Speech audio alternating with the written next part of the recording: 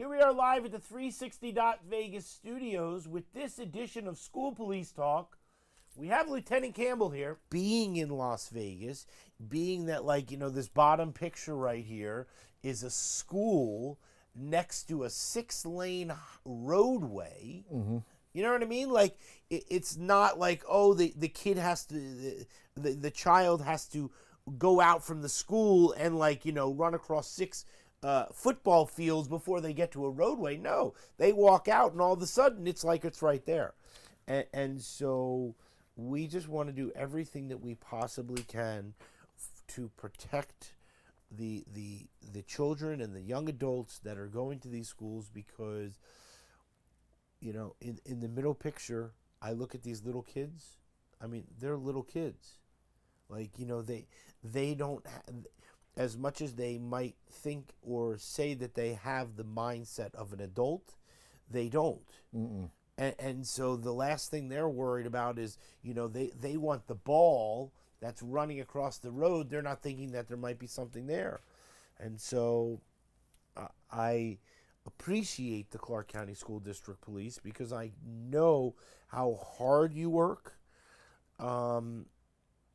And it doesn't go unnoticed. We just, you know, we just wish that there was more that could be done. And that's why, you know, if somebody who's driving can take that extra moment so that maybe that somebody wouldn't be passing away or get hurt. Because we, you know, as much as we talk about the people who are not on the planet anymore, there's a lot of these people that get hit and things like this that have serious injuries. Mm-hmm. And so we just want these little boys and girls to, like, grow up and go and, you know, be presidents or, you know, work for NASA or something, you know, whatever they want to do, but not be hindered by something that was done when they were young, right? They're driving that multi-thousand-pound vehicle at, you know, pretty good speeds around the city. If they could slow down, pay attention, great. But at the same thing, we need to instill that those positive safety behaviors in our kids. Like you were saying, that, you know, we're looking at our phones, or we're doing all these different things that life just has to offer. I think a basic, all the way at the bottom need, or not the bottom, just like, you know, at the very core of us is survival. You know, food, clothing, shelter, and safety should be those things, and it should be something that's imprinted in us, but it's not, to